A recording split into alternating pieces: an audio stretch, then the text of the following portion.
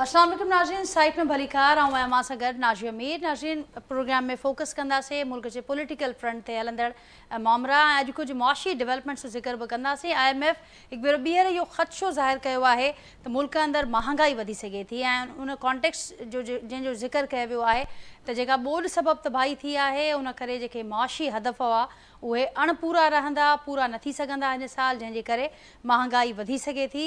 त जेको ताज़ो मुआहिदो बि थियो आहे IMF सां, उन हवाले सां ई वधीक प्रोग्राम में गुफ़्तगू बि कंदासीं त मईशत जे हवाले सां जेके बज़ाहिर ते इहे ॼाणाया विया त इंडिकेटर्स तमामु सुठा आहिनि, पर इहे जेके शयूं मामला साम्हूं अचनि था इन्हनि खे कहिड़े तरीक़े सां हैंडल कयो वेंदो, उन खां सवाइ कुझु ॿियूं ख़बरूं बि असां वटि साम्हूं अचनि थियूं। कचे जे लाइ तमामु अहम ख़बर त नाज़रीन, जेका सरेंडर पॉलिसी आहे सिंध अंदरि, उन तहत अॼु 70 ॾुहारियुनि पंहिंजे पाण खे पुलिस हवाले कयो आहे। सिंध जे यरगमाल बणियल अमुन जी बहालीअ लाइ हीउ स्टेप केतिरो अहम आहे ऐं हिन अॻुभराईअ सां केतिरो असां ॾिसंदासीं बहितरी ईंदी, उन ते पिणु अॼोके प्रोग्राम में गुफ़्तगू कबी। नाज़रीन, उन खां सवाइ असीं ॾिसूं था त डोमेस्टिक फ्रंट ते कुझु ॿियूं शयूं बि हूं। गुज़िरियल काफ़ी ॾींहंनि खां KP जी जेका नई जेको नओं वॾो वज़ीर आहे ऐं वफ़ाक़ी सरकार उन विच में इख़्तिलाफ़ नज़र पिया आया, घटिजण बदिरां उहे तेज़ नज़र अचनि पिया। जेतोणीकि वज़ीर आज़म गुज़िरियल ॾींहुं पंजाब सरकार खे हिदायत कई आहे त वॾे वज़ीर KP जी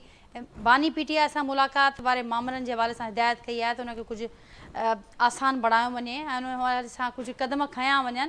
उन बावजूदि कुझु घटिताई ॾींदे नज़र न पई अचे। जेके गाॾियूं जेके वॾे वज़ीर वापसि कयूं KP जे, उहे गाॾियूं अॼु बलूचिस्तान खे ॾियण जो ऐलान कयो आहे वफ़ाक़ी घरू वज़ीर। ऐं अहिड़ी दरख़्वास्त ट्विटर ते ई बलूचिस्तान जे वॾे वज़ीर सरफराज़ बुख्ती साहिब पारां कई त जेकॾहिं हू नथा खणनि त असांखे ॾियो ऐं उनखे ॾे। त हाणे ॾिसिजे त हीउ जेको मामिलो आहे इहो किथे पहुचे थो। हिकु ॿियो तकरार बि हो जंहिंजो असीं ज़िक्र कंदा अचूं पिया पंहिंजे प्रोग्राम्स में, पाकिस्तान पीपल्स पार्टी ऐं मुस्लिम लीग नून विच में, उहो किथे पहुतो आहे। मुख़्तलिफ़ मुलाक़ातूं बि थियूं आहिनि, राब्ता बि थिया आहिनि, पैगाम बि पहुचाया विया आहिनि। उहो मामिलो किथे पहुतो आहे, उन हवाले सां कहिड़ी डेवलपमेंट थी आहे, उन ते बि प्रोग्राम में गुफ़्तगू कंदासीं। ऐं उन खां सवाइ नाज़रीन, इंटरनेशनल फ्रंट ते बि असांखे कुझु मामला नज़र अचनि पिया। हिकु भेरो ॿीहर अमेरिकी सदर वाज़े कयो आहे भारत खे त पाकिस्तान सां जंग न थियणु घुरिजे। इहो वाज़े पैगाम असीं तव्हांखे ॾियूं था। ऐं ख़ुदि जेका हिन वक़्तु ओवरऑल सूरत हाल आहे, जेके दोहा में टॉक्स थियूं आहिनि, उन खां पोइ इन शइ खे ॾिठो पियो वञे तमामु गहरी नज़र सां। ऐं पाकिस्तान पिणु इहा ॻाल्हि वाज़े करे चुको आहे त कंहिं बि अणसिधी या सिधी जेका भञकणी हूंदी सरहदी, उनखे असीं मुंहुं तोड़ जवाबु ॾींदासीं। ऐं जेके प्रॉक्सीज़ आहिनि दहशतगर्दनि जूं, उन्हनि खे पिणु उनजो ख़ात्मो कयो वेंदो। इन मामलनि खे नाज़रीन गुफ़्तगू में उन ते गुफ़्तगू कबी। जेको पैनल मूंसां गॾु मौजूदु आहे उनजो तारुफ़ मां सां कराईंदसि। कराची स्टूडियो में मूंखे जॉइन कयो आहे डॉक्टर सोहराब सरकी साहब, पाकिस्तान पीपल्स पार्टी जा सीनियर अॻवान आहिनि, MP आहिनि, मूंसां गॾु कराची स्टूडियो में मौजूदु आहिनि। सरकी साहब भलीकार तव्हांखे स्टूडियो में। उन खां सवाइ नाज़रीन हाजी मुज़फ़र शुजरा साहब आहिनि, सीनियर सियासतदान आहिनि, मुस्लिम लीग नून सां तालुक़ु रखनि था, सीनियर अॻवान आहिनि, वीडियो लिंक ज़रिए हिन प्रोग्राम जो हिसो आहिनि। हाजी मुज़फ़र शुजरा साहब अव्हांखे भलीकार। ऐं नाज़रीन पाकिस्तान तहरीक इंसाफ़ जा सीनियर अॻवान आहिनि सर बुलंद ख़ान साहब, उहे पिणु मूंसां गॾु मौजूदु आहिनि हिन प्रोग्राम में। अव्हां सभिनी खे भलीकार, अव्हां सभिनी जी महिरबानी, अव्हां गुफ़्तगू जे लाइ वक़्तु कढियो। सरकी साहब, अव्हां खां गुफ़्तगू जो आगाज़ कयां थी। सुठी ख़बर साम्हूं अचे पई, सिंध जे अमुन जो असीं बार बार ज़िक्र कंदा रहंदा आहियूं। ऐं सिंध जो अमुन जहिड़े तरीक़े सां असां ॾिठोसीं, उहो यरगमाल असांखे नज़र आयो ऐं सिंध अंदरि बदमनीअ जो राज नज़र आयो। बहरहाल कुझु सुठी जेका हीअ ख़बर साम्हूं अचे पई, छा ॿुधाईंदो वधीक फर्दर हिन हवाले सां? वॾी महिरबानी तव्हांजी। बिल्कुलु तव्हां मूंखे पॉज़िटिव वे में इहा तव्हां ॻाल्हि कई।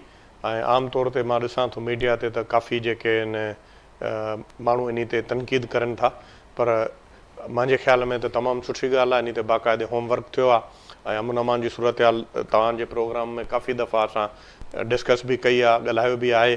पाकिस्तान पीपल्स पार्टी जा MP हूंदे पार्टी में रहंदे करे पोइ बि छाकाणि त असां उतां जे माण्हुनि जी नुमाइंदगी कयूं था, जॾहिं जॾहिं जिथे जिथे जंहिं जंहिं फोरम ते असांखे मौक़ो मिलियो त असां बिल्कुलु उन जो आवाज़ु उथारियोसीं। इहा ॻाल्हि कईसीं त जेकी सूरत हाल आहे उहा ॾाढी गंभीर आहे। उन में चाहे डिस्ट्रिक्ट घोटकी हुजे, जैकाबाद हुजे, कश्मीर हुजे, ख़ासि करे शिकारपुर हुजे, ऐं इहे जेके ख़ासि इहे जेके डिस्ट्रिक्ट्स आहिनि अपर सिंध जूं, तमामु घणियूं सखर हुजे, इन में तमामु घणियूं डिस्टर्ब हुयूं। त हाणे हिकिड़ी जामे पॉलिसी तरतीब ॾिनी वई आहे ऐं उन में खोड़ दोस्त तव्हांखे पाण ख़बर आहे त इहा ॻाल्हि ॿिया बि काफ़ी करनि पिया त कुझु अहिड़ा माण्हू आहिनि जंहिंखे ज़बरदस्ती जेको आहे ट्राइबल जहिड़नि जे करे उहे इन ॾोह में मुलविस नथा थियनि, पोइ मजबूर थी करे उहे ॾोह करनि था। त हिन वक़्तु जेकी मां पाण सोशल मीडिया ते ॾिसी आहे त कोई 70 जे लॻभॻि माण्हुनि सरेंडर कयो आहे, पर मां सम्झां थो त इन जो अञा अंगु तमामु घणो आहे ऐं बिल्कुलु इहा उमेदु करे सघिजे थी, छाकाणि त तव्हांखे पाण ख़बर आहे त ॻाल्हियुनि जा दरवाज़ा जेके आहिनि बंदि न थींदा आहिनि। बाक़ी जेके कुझु अहिड़ा माण्हू आहिनि जंहिं अञा वॾा ॾोह कया आहिनि ऐं तमामु जेके मर्डर्स में जेके आहिनि इन्वॉल्व आहिनि, क्लियर कट जेके आहिनि। ऐं ॿियो तव्हांखे बि इहा ख़बर आहे त खोड़ अहिड़ा मामला हूंदा आहिनि जेके का ख़बर न हूंदी आहे त पुलिस कंहिं न कंहिं जे खाते में विझी छॾींदी आहे। मां सम्झां थो जेके क्लियर कट जेके आहिनि ॾोहारे जंहिं ॾोह कयो आहे त उन में अहिड़ी का माफ़ी कोन्हे। अदरवाइज़ जेके ॿिया ट्राइबल जहिड़ा आहिनि या जेके कूड़ा केस आहिनि उन्हनि खे ॾिठो वेंदो, उन्हनि में ज़रूरु नरमी बरती वेंदी।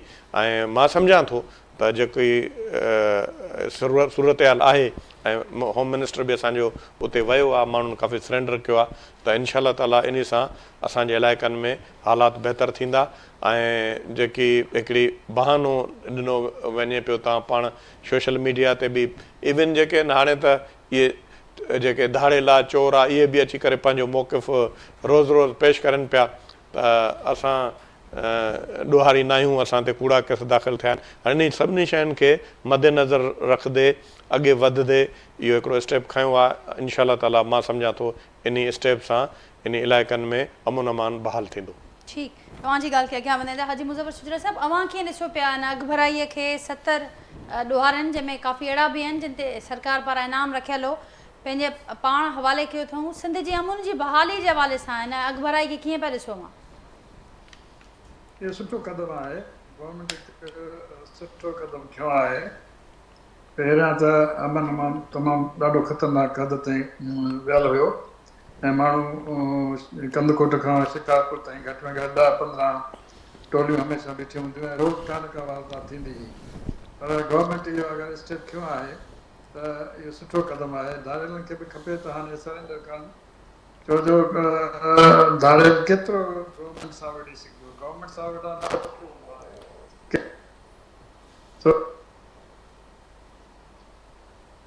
त जेके 70 धाड़ेलनि सरेंडर कयो आहे।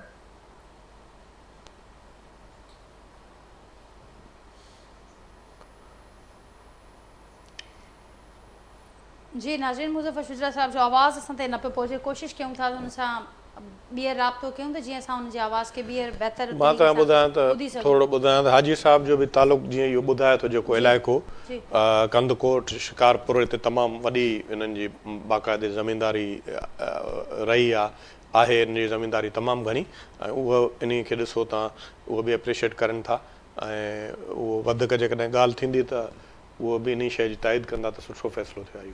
ठीकु, ऐं मूंसां गॾु नाज़रीन सरबुलंद ख़ान बि मौजूदु आहिनि, पाकिस्तान तहरीक इंसाफ़ जा सीनियर अॻवान आहिनि। कोशिशि कयूं था उन्हनि सां बि राब्तो असांजो थिए त उन्हनि जो बि मौक़िफ़ ज़रूरु प्रोग्राम में शामिल कंदासीं। सरबुलंद ख़ान साहब, मेरी आवाज़ आप तक पहुँच रही है?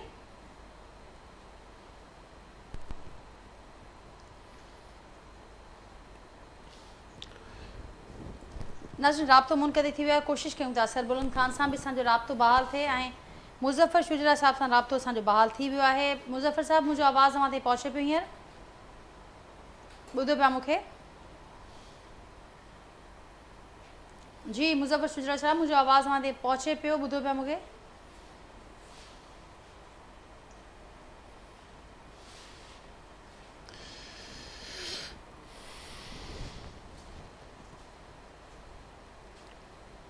हाजी मुज़फ़र शुजरा साहिब, अव्हांजो माइक म्यूट आहे, जेकॾहिं अनम्यूट कंदो त पोइ असीं अव्हांखे ॿुधी सघंदासीं।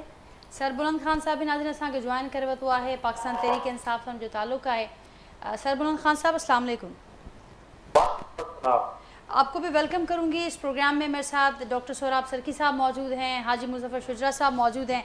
कैसे देखते हैं, इस वक्त हम बात कर रहे हैं आज सिंध के अंदर सरेंडर पॉलिसी के तहत 70 बड़े जो डाकू हैं जिनका बड़ा राज था और सिंध के अमन के हवाले से और सिंध में बदअमनी के हवाले से एक बड़ा नाम रहा है उनका, तो कैसे देखते हैं, आज उन्होंने खुद को पुलिस के हवाले किया है सरेंडर पॉलिसी के तहत, कैसे देखते हैं इस पेशरफ्त को, इस कदम को आप?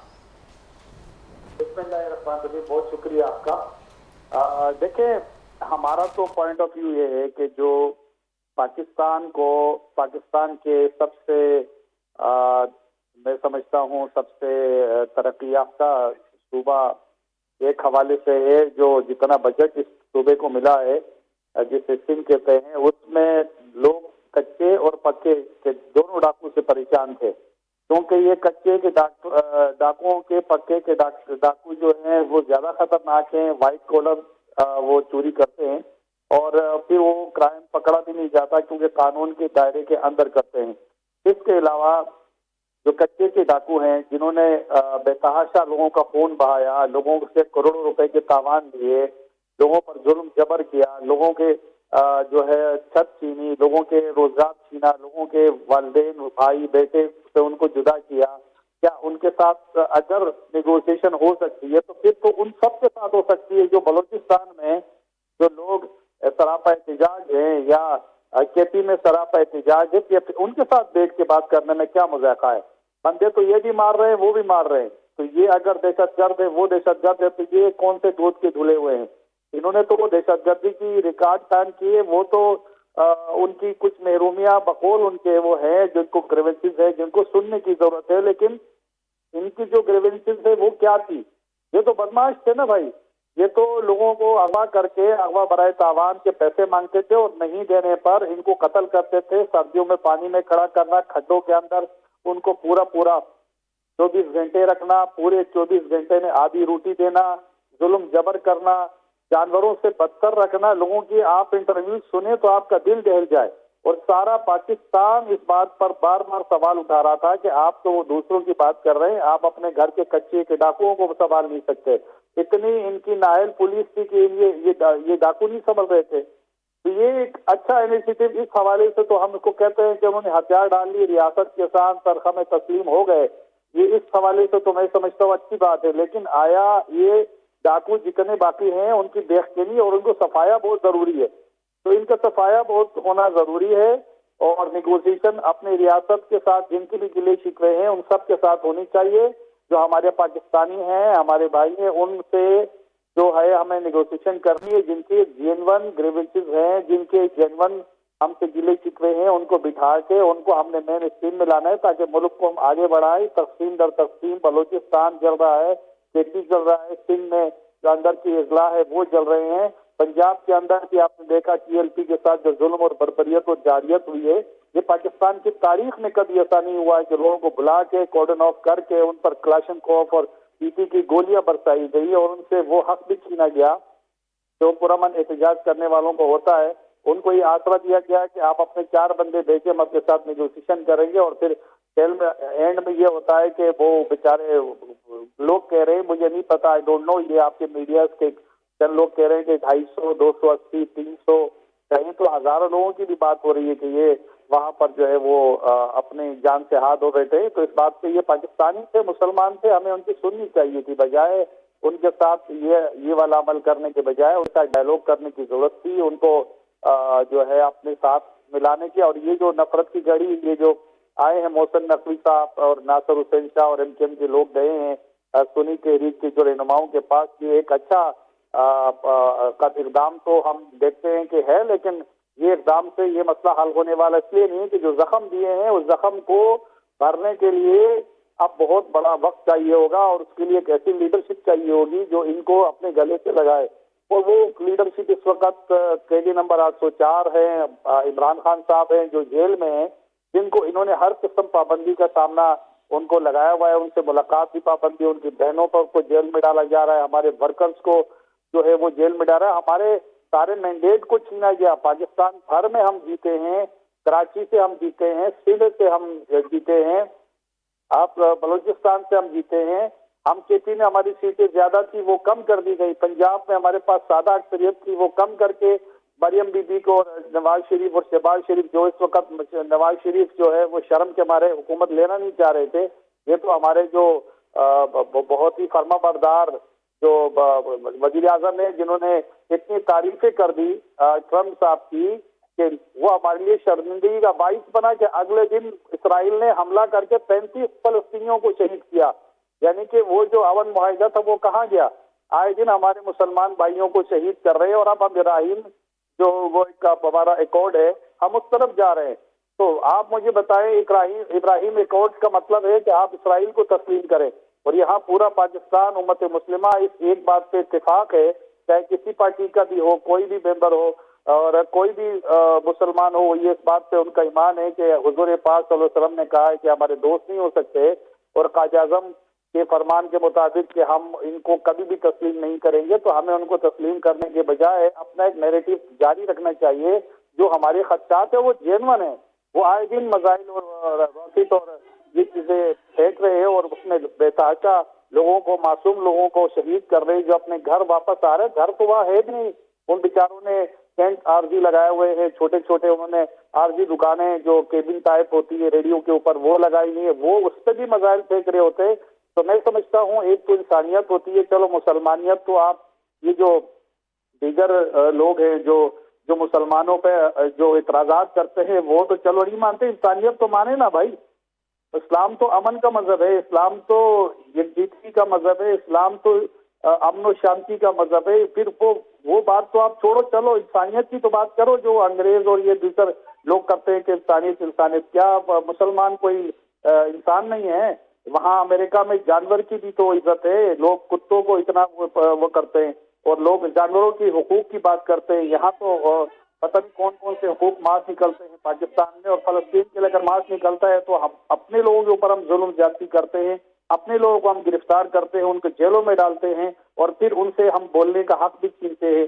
जैसे मुश्ताक साहब जो थे, हमारे मुश्ताक साहब जो सेनेटर जो थे जमात इस्लामी की, जो अब जमात इस्लामी में नहीं रहे, कुटीला गए, वहां पर भी हमारे हुकूमत ने उनका वो साथ नहीं दिया जो उनको देना चाहिए था, जो उनको एक अच्छा वेलकम देना चाहिए था वो नहीं दिया जो उनको देना चाहिए था। ये हमारे हीरोज हैं जो इस्लाम के लिए उम्मत मुस्लिमा का केस लड़ रहे हैं, पाकिस्तान को रिप्रेजेंट कर रहे हैं। तो हमारा कहना ये है कि जब तक ये लोग जिन्होंने हथियार डाले हैं, पहले इसको देखा जाएगा कि इसके पीछे कौन थे, हुकूमत के डाकू उसमें मौजूद थे इस सारे मामले में। और जो जवाब ले लेते हैं, आपका पॉइंट आ गया है, सोराब साहब से जवाब ले लेते हैं।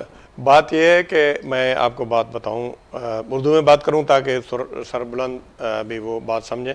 बात यह है कि हम तो शुरू से कह रहे हैं कि बिल्कुल कोई इसमें दो राय नहीं है कि हर किसी से बात होनी चाहिए और सियासी प्लेटफॉर्म सबको मिलना चाहिए, सब बातचीत करें, बातचीत से मसले मसाइल होते हैं।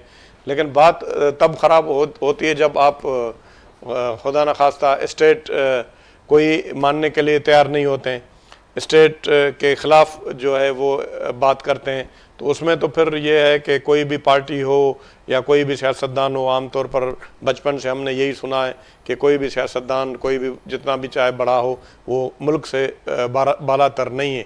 अगर वो मुल्क में रहते हुए यहाँ पर मुल्क की बात करेगा तो वो यहाँ पर लीडर भी है, वज़ीर आज़म भी बनेगा, चीफ मिनिस्टर भी बनेगा, प्रेसिडेंट भी बनेगा या किसी भी ओहदे पे जा सकता है। खुदा न खास्ता अगर आप किस मुल्क को मानने के लिए तैयार नहीं है तो फिर तो उसमें तो ज़ाहिर है वो आपको वो फैसिलिटीज़ नहीं मिलेंगी। तो मैं तो हमेशा ये कहता हूँ कि बिल्कुल तहरीक इंसाफ को मैंडेट मिला है, लोगों ने दिया है, लेकिन बदकिस्मती से जो उनका रवैया है, जो सियासत है, वो शायद सही तरीके से नहीं है, जिसके नतीजे में उनको ये नुकसान जो उठाना पड़ता है। आप स्टेट को देख लें, आप ये खुद ही कह रहे हैं कि जो हैं जो अलहदगी पसंद लोग हैं, जब वो स्टेट से बात करते हैं तो उनसे भी बात करते हैं, डाकू हैं। वो ज़ाहिर है ये कोई सिर्फ सिंध गवर्नमेंट ने तो ये बात नहीं की होगी, ये तो डाकुओं के साथ भी जो बात हुई होगी वो मरकज़ की अप्रूवल के बगैर तो नामुमकिन चीज़ है। ज़ाहिर है उसको मरकज़ ने भी ज़रूर इसको एंडोस किया होगा, और मैं ख़ुद देख भी रहा था वहाँ पर सिंध पुलिस के साथ जो है वहाँ पर रेंजर्स वगैरह और जो इदारों के लोग जो हैं वो भी बैठे हुए हैं। तो आप ये देखें, हमने हमेशा ये कहा कि हमें इजाज़त दी जाए ताकि हम जो हैं वहाँ पर ऑपरेशन करें। और ये जिस तरह के वीडियोज़ आ रहे थे कच्चे में और अगवा बर तावान के और जिस तरह की सूरत हाल थी, तो हमें भी बिल्कुल इतना ही अपने जिस तरह अपने बच्चों पे किसी को गुस्सा आता है, हमें भी इतना ही गुस्सा आता था। और हम कहते थे चीफ मिनिस्टर साहब को, अपने चेयरमैन को, कि मेहरबानी करके आप एक्शन लें। लेकिन यह है कि कुछ रुकावटें यूँ आ जाती थी कि अब वहाँ पर भी बहुत बड़ी आबादी मौजूद थी, वहाँ पर बच्चे लोग जो है डायरेक्ट जो है वहाँ पर जाकर मुकाबला करना, थोड़ा वो ये था कि उनके पास भी बड़ा जदीद असला था, उसमें कोई बहुत बड़ा नुकसान होता और लोग भी मरते।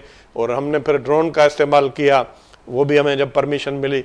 अब मजबूर होकर ये डाकू जो हैं उन्होंने सरेंडर किया है। और अब जब डाकुओं से बात हो सकती है और खुदा न खास्ता जो हमारे मुल्क के अलहदगी पसंद जो लोग हैं, जब वो मुल्क के दायरे में आना चाहते हैं, जब उनसे बात हो सकती है, तो पीटीआई वालों से क्यों नहीं हो सकती है।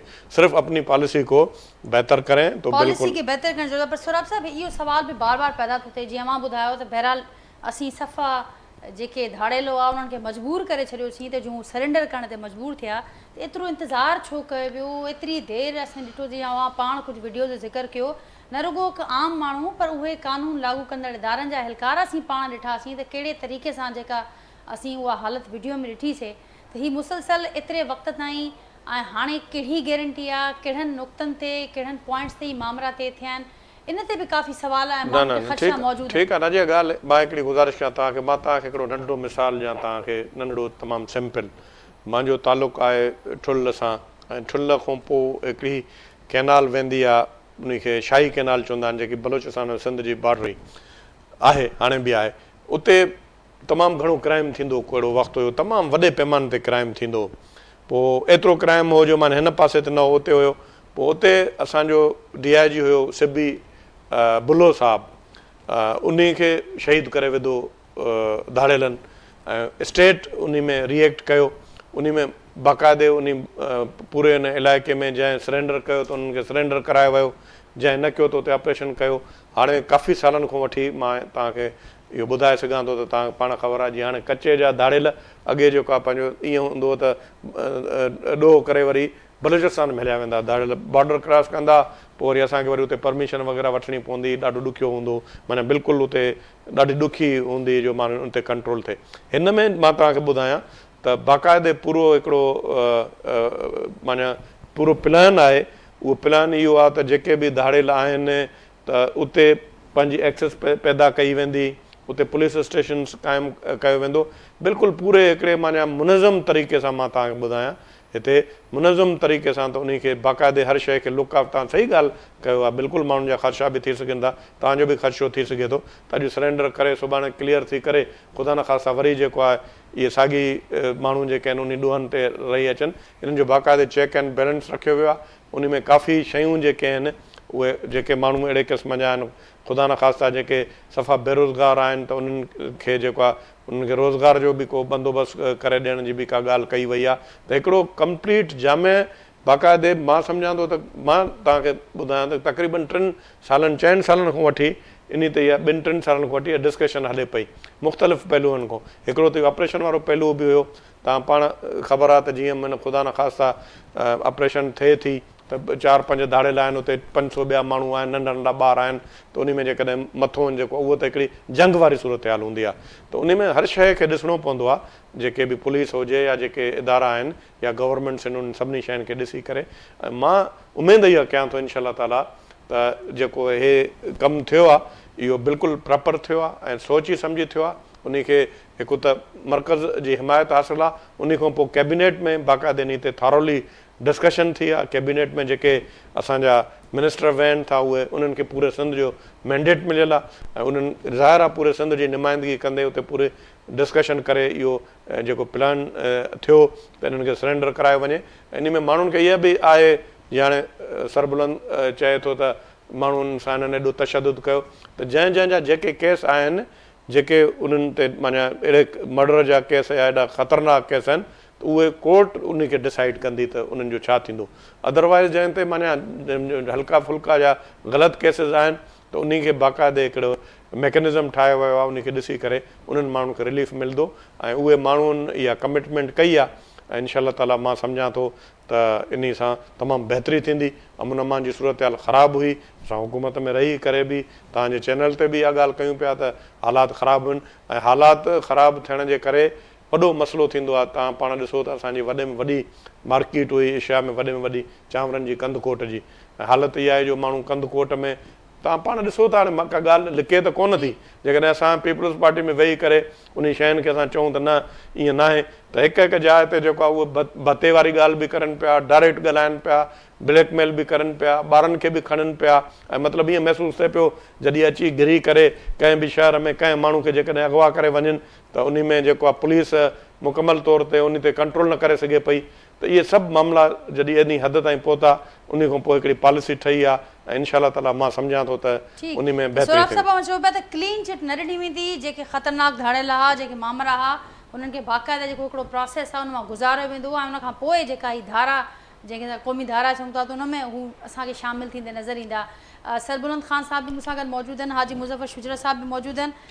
सरबुलंद खान साहब, मुझे बताइएगा, सरकी साहब को आपने सुना, वो आपकी दोनों बातों का जवाब ये कह रहे हैं कि एक पूरे मैकेनिज़्म को हम फॉलो करेंगे और क्योंकि बड़े ख़दशात इस लिहाज से ज़ाहिर किए गए, सिंध के अवाम जो बहुत ज़्यादा मुतासर रहे हैं इस सारी सूरत हाल से, उनके भी बड़े ख़दशात थे, उनको वो एड्रेस करते हुए कह रहे हैं, उम्मीद दिखा रहे हैं और ये दावा किया जा रहा है कि इससे बड़ा फ़र्क पड़ेगा अमन अमान की सूरत हाल में। और सब ये भी कहा जा रहा है कि एक मैकेनिज़्म पूरा फॉलो किया जाएगा जिनके ऊपर जो केसेस हैं वो सारी चीज़ें।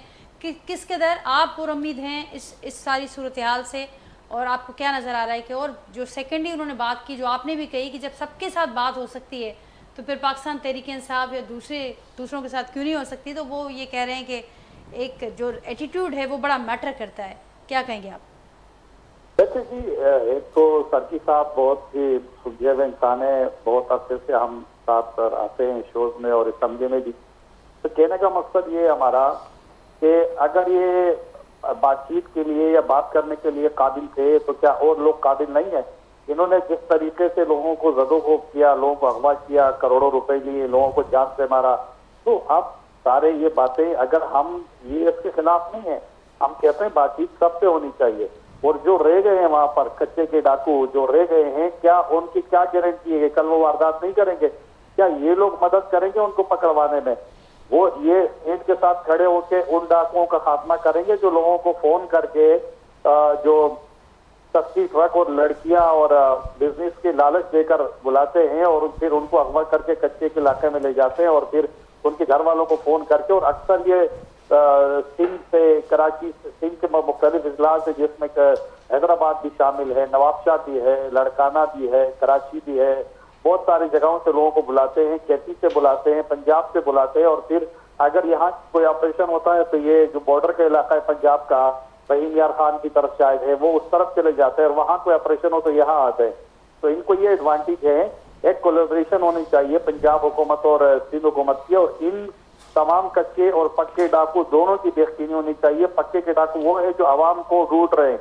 पाकिस्तान पीपल्स पार्टी ने इन 18 सालों में, 17-18 सालों में कम अज कम 60-70 हजार अरब रुपए लिए हैं बजट से, एनएफसी के अवार्ड के तहत अपने बजट पेश किया जब अब तक। और ये पैसे वहां कहाँ लगे कि सिंध का जो शहरी इलाका है जिसमें कराची, हैदराबाद, सक्कर और दीगर जो इलाके हैं वो कंट्राट का मंजर पेश कर रहे हैं। सिंध की कई इलाके भी लोग पीने के पानी से महरूम है, कराची जैसे शहर पानी पीने के पानी से महरूम है, कचरा के ढेर लगे हुए हैं, सड़कें जगह जगह पर टूटी फूटी है, सीवरेज का निजाम नहीं है, पानी की लाइनें नहीं है, ये पैसा जा कहीं रहा। अब इन्होंने एक कनाल का हाथ चुप्पी से इन्होंने इफ्तिताह किया और बड़ी बड़ी इन्होंने दावे किए, और जब इफ्तिताह हुआ, इफ्तिताह के कुछ ही दिनों बाद वो सारा पानी में बह गया।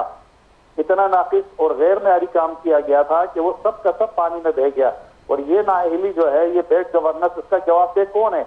इसकी जवाबदेह पीपल्स पार्टी है या इन्होंने जाली तरीके से इनको लाया है, वो जवाब देंगे। उसके साथ साथ इन्होंने एक और भी यहाँ पर कोई एक बिलावल साहब ने आगे इफ्तिताह किया और बड़ी बड़ी बातें की, और वो प्रोजेक्ट भी इनका जो है वो फेल हो गया।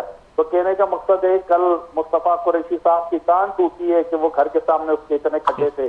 तो ये सारी चीजें हैं। लोग जो है ट्रैफिक में फंसे होते हैं, घंटे घंटे ये खड्डों के अंदर से गुजरना, ये कोई जहाज से कम नहीं है। इनके जो प्रोजेक्ट थे, आप मिस्ट्री रोड पे जाए शारे फैसल अपना सदर तक, तो वो जो प्रोजेक्ट थे पिछले 12, 13, 14 सालों से जो 2 साल में कंप्लीट होना था, वो कंप्लीट होके नहीं दे रहा है। तो ये सब नाअहलियां हैं इनकी बेड गवर्नर पे। और वो खुद कह रहे हैं, नासिर हुसैन शाह साहब, मेरे ख्याल में सैयद गनी साहब थे, वो शकील मेहमद दस्तूरी उस दिन ब्रीफिंग दे रहे थे कि चूंकि डॉलर की कीमत बढ़ गई है तो उनके रेट बढ़ गए। भाई तूने डिले क्यों किया? तुम्हारी सुनाई, जो प्रोजेक्ट 2 साल में आपको कंप्लीट करना था, वो प्रोजेक्ट आपने 2 साल में कंप्लीट क्यों नहीं किया? सवाल तो ये बनता है ना, आपने क्यों उसको 12 साल तक खींचा है? क्योंकि आपकी नियत ही नहीं है, आपकी दिल नहीं है, आप में सलाहियत नहीं है, आप करप्शन के ऊपर आपकी नजरें हैं। तो यहाँ तो नौकरियां भी बिक रही हैं और यहाँ के आपके MNA-MPs भी जाली हैं सारे। ये मैं आपको ये कह रहा हूँ कि जो पीपल्स पार्टी का मैंडेट है ये भी सारा जाली है। तो ऐसी जमात के ऊपर आप क्या ट्रस्ट करोगे? इनके साथ MKM भी शामिल है। MKM के पास 5-5 हजार वोट, पीपल्स पार्टी के 5-5 हजार वोट थे जिनको 1,05,000 बनाया गया। हमारे 50-50 हजार वोट थे जिनको 5,000 बनाया गया। बाद में रिकाउंटिंग करके हमसे सीटें छीनी गई।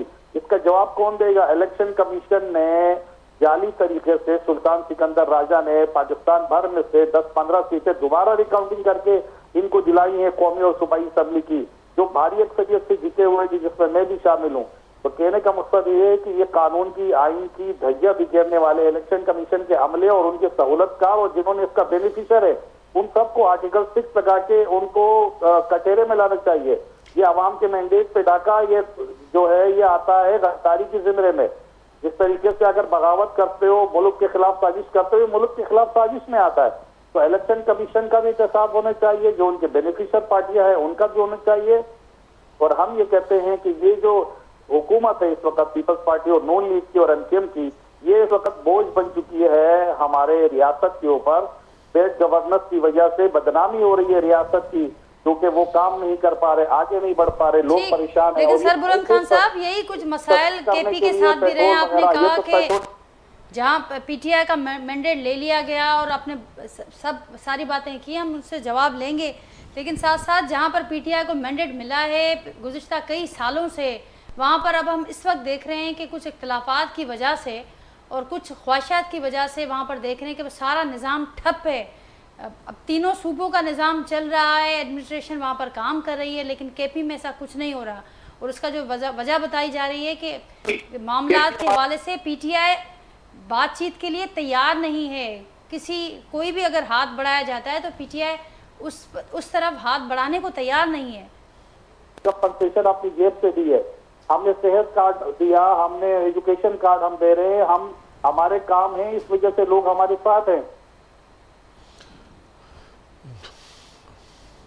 ठीक सरबुलंद खान साहब, मेरे साथ हाजी मुजफ्फर शुजरा साहब भी मौजूद हैं। मुजफ्फर शुजरा साहब, मुझे आवाज़ हींअर पहुंचे पियो मां ताईं?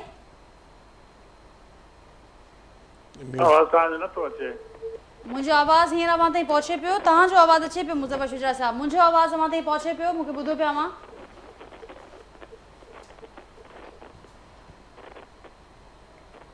हाजी मुजफ्फर साहब, मुझे आवाज़ मां ताईं पहुंचे पियो?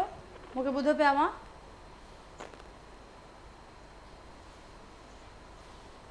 जी सरकी साहब, कुछ रिस्पॉन्स मैं उर्दू में करूँ रिस्पॉन्स तो ज़्यादा सरबुलंद भाई हैं मेरे, बिल्कुल ये जो ये बातें कह रहे हैं। पहले तो इन्होंने ये कहा कि हमें कराची में सिर्फ जो है हमारे साथ ये हुआ, अब जब उनको तीसरी मरतबा कभी भी कहीं पे भी खैबर पख्तूनख्वा में कभी भी दूसरी मरतबा कोई हुकूमत नहीं आई, आपको पता है कि तारीख़ ये रही है। तीसरी मरतबा वहाँ पर उनको मैंडेट मिल रहा है तो वो उनका जायज़ है। मिसाल के तौर पर हमें यहाँ पर मैंडेट मिल रहा है पाकिस्तान पीपल्स पार्टी को, तो वो ये समझते हैं कि ये नाजायज़ है और गलत है। और दूसरा ये जितने भी हमारी तनख्वाहें, पूरा निज़ाम, हम जितने पैसे यहाँ पर रेंजर्स को देते हैं, अरबों रुपए आते हैं, पता नहीं बहुत सारे इतने इदारे हैं यहाँ पर, ज़ाहिर एक पूरा स्टेट है सिंध, और ये सारे जितने भी अरबों रुपए ये खाते में डालते हैं कि भाई ये आपके पास आए, आप ने ये कहाँ कर दिए। मेरे भाई इसमें तनख्वाहें जाती हैं, पता नहीं क्या क्या और मसले मसाइल होते हैं, लेकिन उसके बावजूद हमने यहाँ पर काम किया है। और बिलावल भुट्टो साहब ने आपको बता दिया, हम तो कोई किसी से कंपटीशन भी नहीं करते हैं, हमने तो काम किया है। और ये मैं आपको ये बात बताऊं कि ये सिर्फ इस मरतबा नहीं, जब से पाकिस्तान पीपल्स पार्टी शहीद जुल्फ़िकार अली भुट्टो ने कायम की तब से लेकर आज तक पाकिस्तान पीपल्स पार्टी, आप तो 4 टेन्यूर पे रो रहे हैं, आप यकीन करें, आप पूरा ट्रैक रिकॉर्ड उठाकर देखें कि पाकिस्तान पीपल्स पार्टी जब भी इलेक्शन में गई है तो सिंगल लार्जर पार्टी बन के यहाँ पर सिंध में उभरी है और उसने हमेशा यहाँ से मैंडेट हासिल किया है।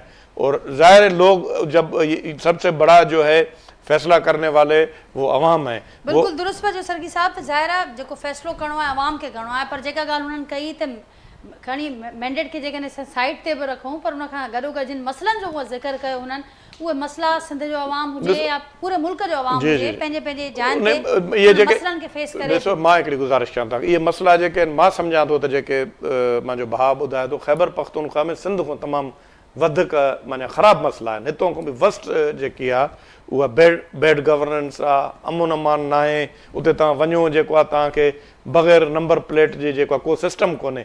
मां डॉक्टर सोराब सरकी नथो चवां, इहो जेको आहे DG ISPR इन ॻाल्हि कई त सिंध ऐं बलूचिस्तान में इन शइ खे इंडोस कयो त उते हिकिड़ी अथॉरिटी आहे, उते हिकिड़ी गवर्नमेंट्स आहिनि।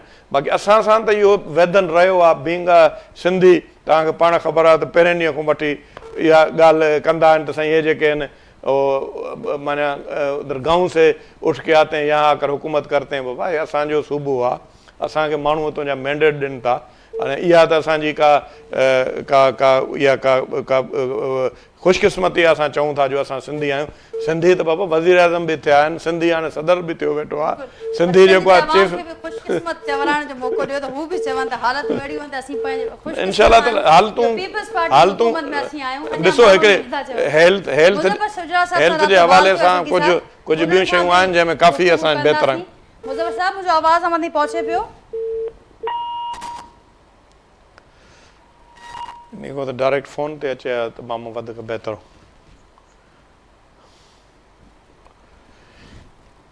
मुज़फ़र साहब हींअर मुंहिंजो आवाज़ अमन ताईं पहुचे पियो? मूंखे ॿुधो पिया मां? जी नाज़रीन, राब्तो करण जी कोशिशि कयूं था असीं मुज़फ़र साहब सां, ऐं मुसलसल उन्हनि जे पासे ॾे नेटवर्क जे कुझु इशू जे करे उनजो आवाज़ असां ताईं न पियो पहुचे, ऐं असां ज़रूरु कोशिशि कंदासीं त उन्हनि जो प्रोग्राम में मौक़िफ़ असीं ज़रूरु शामिलु कयूं।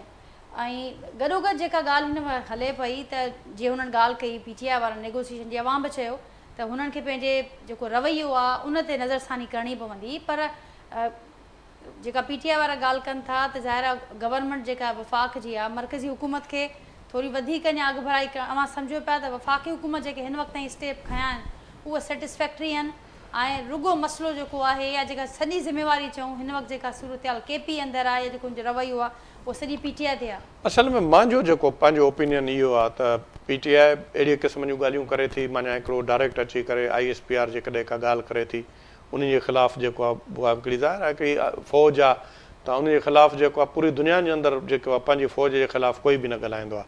उहा हिकिड़े कॉन्टेस्ट में ॻाल्हि कंदा आहिनि, उहा सिर्फ़ु ईअं त न आहे त सिर्फ़ु उहा तबसरो सिर्फ़ु PTI ते कंदा आहिनि, पीपल्स पार्टी ते बि कयो अथऊं कई दफ़ा, मतिलबु ॿियनि पार्टियुनि ते, हालांकि उहो नालो कोन वठंदा आहिनि, हिकिड़ो माना हिकिड़ी मबम ॻाल्हि कंदा आहिनि, पोइ इशारतनि उहो सम्झंदा आहिनि, उन जो वरी अची करे क्लियर कट उन खे सफ़ा ईअं उन खे जवाबु ॾियणु, त पोइ ज़ाहिर आहे उहे इदारा जेके आहिनि उहे त आहिनि, ज़ाहिर आहे उन्हनि खां बग़ैर अॼु तव्हां पाण ॾिसो जेकी हुननि जी छा हालत आहे, असां वटि मज़बूत फ़ौज आहे त तॾहिं शाम जो छा हाल आहे, त मिस्र जो छा हाल आहे, तव्हांखे इराक जो छा हाल आहे, लिबिया जो छा हाल आहे, ॿिया अलाह जी महिरबानी सां असांजी इहा फ़ौज आहे त उन जे करे बचियलु आहियूं, ऐं उन खे जेकॾहिं ख़ुदा न ख़ासिता असां कमज़ोर कंदासीं त पोइ तव्हां पाण जेको आहे तव्हां सॼी रीजन में तव्हांखे ख़बर आहे त असांजी जेकी पंहिंजी जेकी आहे हिते सूरत हाल जेकी असांजे मुल्क जी उन खे ॾिसंदे करे त असांखे त हिकिड़ी तमामु मज़बूत फ़ौज खपे, ऐं उन खां बग़ैर त असांजो हाल त अहिड़ो ख़राबु थी सघे थो जो असां बर्दाश्त बि नथा करे सघूं। त उन जे करे उन ते मां सम्झां थो तनक़ीद केर बि हुजे, चाहे मां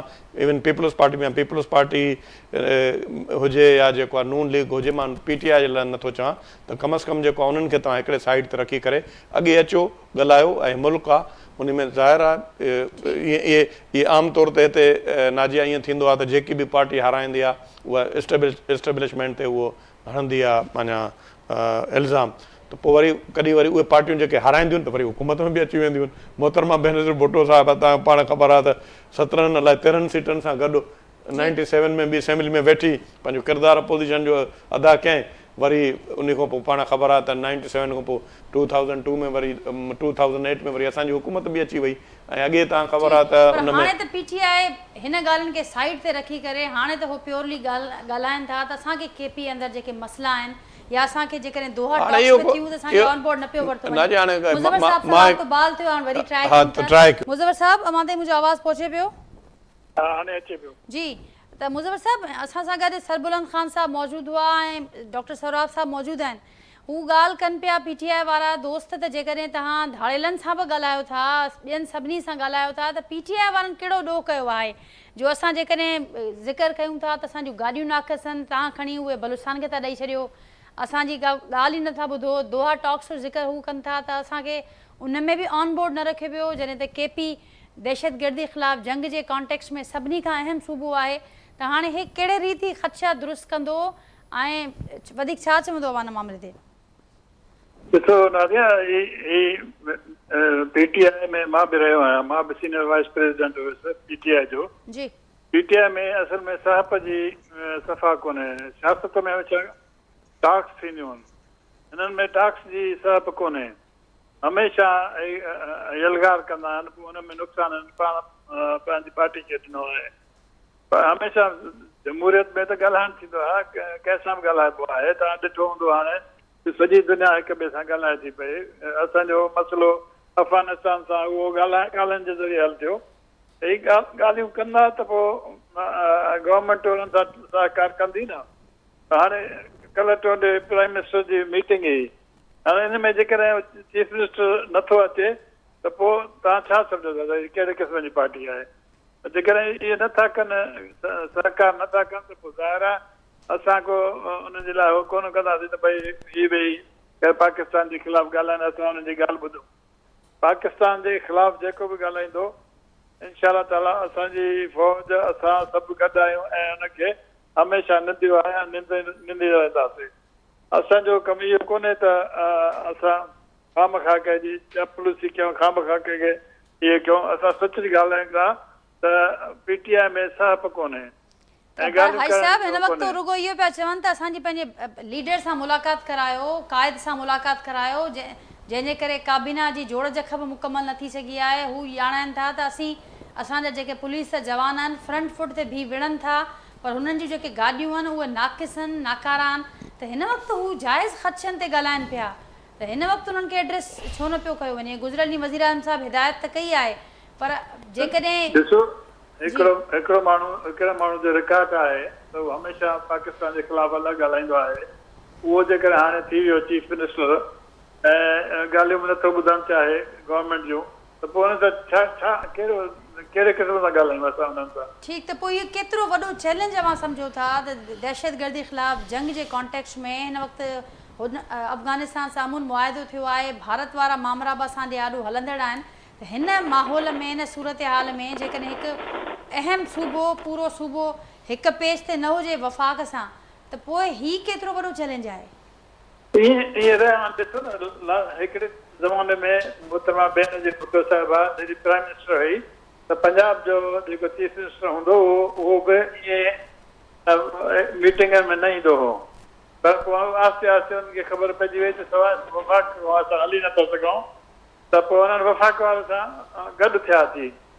त इहा ॻाल्हि कोन्हे त ॻाल्हाए नथो सघिजे, ॻाल्हाए सघिजे थो, पर ॿिन्ही पार्टी में जेकॾहिं हुजे न कुझु हौसलो हिक ॿिए खे ॿुधण जो।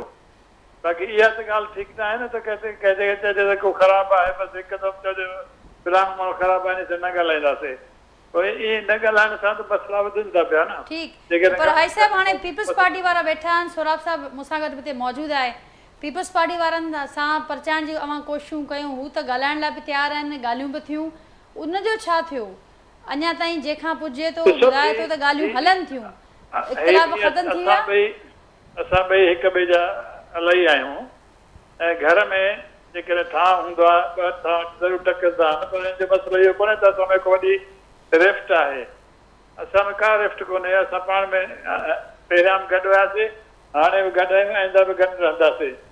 छो जो पाकिस्तान में तव्हां ॾिठो हाणे त असां हिंदुस्तान जहिड़े दहशतगर्द मुल्क खे शिकस्त ॾिनीसीं। अफ़गानिस्तान जहिड़े मुल्क खे जेको चवंदो तव्हां मां अमेरिका रूस सां विढ़ियो आहियां, बाक़ी पाकिस्तान छा कंदो, उन बि पंहिंजा गोॾा छोड़े वेठा। त इहो यूनिटी जी वजह सां थियो आहे न, त असां ॿई यूनाइटेड आहियूं त असां हिकिड़ी वॾी मज़बूत कुवत आहे। असां PTI वारनि खे चवंदासीं त इहे बि असां यूनाइटेड थियनि ऐं असां ॻाल्हाइनि त मुल्क तरक़ी करे, मुल्क अॻे वधे। हा जाइज़ जेका हिन जी शिकायत आहे उहा शिकायत कनि न, साम्हूं कनि न अची वई। बाक़ी पर पुट वेही ॻाल्हियूं को बि ॾींदो माण्हू त पोइ हुन ॻाल्हियूं केरु बर्दाश्त करे सघंदो हुनखे। ठीकु जी सरकी साहब, आख़िर में छा चवंदो पीपल्स पार्टी नून लीग? सोराब साहब त मुज़फ़र साहब चवनि था त इख़्तिलाफ़ ख़तमु थिया आहिनि। न बिल्कुलु उहे ॻाल्हियूं थियूं आहिनि ऐं मुंहिंजे ख़्याल में उन में प्राइम मिनिस्टर साहब महीने जो टाइम वरितो आहे। उन में ज़ाहिर आहे जीअं हाणे असां त ॿी पार्टी आहे, उहो असांजो हिकिड़ो पंहिंजो मौक़िफ़ आहे। ऐं हाणे जीअं हाणे तव्हां ई इहा ॻाल्हि कयो था सभु वेही करे असां ते हिकिड़े लिहाज़ सां चीफ मिनिस्टर बि इहा ॻाल्हि कई, ॿिया अचनि था बि, जॾहिं सिंध में अचनि था चवनि था त जेको आहे साईं असां हाणे सिंध में अची वियासीं रोड ख़राबु ॾिसी करे। उहे रोड सिंध गवर्नमेंट जा आहिनि ई कोन, उहे रोड आहिनि मर्कज़ जा, ऐं उहे मर्कज़ ठाहे कोन थो। ऐं उहो सॼो प्रेशर जेको आहे सभु माण्हू जेके आहिनि अची करे इहे जीअं मामो चए थो गारियूं असांखे ॾियनि था। ऐं उन में हाणे घणी हुकूमत जेकी आहे घणी नून लीग जी रही आहे। असां यको चऊं था असांखे मोटरवे बि ठाहे ॾियो, ऐं हेॾो जेको अरबें खरबें रुपए जो अॻे इहा जेको असांजो सुपर हाईवे हो उन जा जेके असांखे टैक्स मिलंदो उहो सिंध गवर्नमेंट खे मिलंदो। हाणे उहो M9 करे उहो बि मोटरवे त ठहियो न आहे, पर उहे बि सभु फेडरल गवर्नमेंट खे मिले थो। फेडरल गवर्नमेंट जेके असांजा जेके फेडरल गवर्नमेंट जा जेके रोड आहिनि नेशनल हाईवे अथॉरिटी जा, जीअं उन जाॾे काॾे पंजाब में ठाहिया आहिनि या कुझु इलाइक़नि ख़ैबर पख्तून में ठाहिया अथऊं, सिंध जा बि उहा असांखे उहे ठाहे ॾियनि त असांखे इहे ई असांजा ख़र्चा आहिनि, ॿियो त अहिड़ो को असांजो ख़र्चो कोन्हे। ऐं उन्हनि में महीने जो टाइम वरितो अथऊं। ऐं ज़ाहिर आहे जेकॾहिं असांखे बि माण्हुनि खे जवाबदेह आहियूं, माण्हुनि वटि असां मैंडेट वठी आया आहियूं, जेकॾहिं उन्हनि असांजा इहे ख़र्चा दूरि कया त ठीकु आहे, न त ज़ाहिर आहे पाकिस्तान पीपल्स पार्टी CAC जी मीटिंग थी आहे, उन में ज़ाहिर आहे इहे फ़ैसिला थिया आहिनि, न त वरी पोइ जेको वरी CAC जी मीटिंग थी करे को हिकिड़ो फ़ैसिलो कंदा जेको बि मुल्क ऐं न सिंध ऐं पाकिस्तान जे मफ़ाद में हूंदो। डॉक्टर साहब वरी महिरबानी मुंहिंजी हाजी मुज़फ़र शुजरा साहब, सरबुलंद ख़ान साहब नाज़िम मूंसां कुझु देरि लाइ मौजूदु हुआ। सभिनी जी महिरबानी ऐं गुफ़्तगू जेका थी आहे उन वारे सां पंहिंजी फीडबैक असांखे आगाह कजो। वरी सुभाणे असां मुलाक़ात थींदी सेम टाइम ते नए मौज़ू ऐं महिमाननि सां गॾु। तेसिताईं ॾींदा इजाज़त, अल्लाह हाफ़िज़।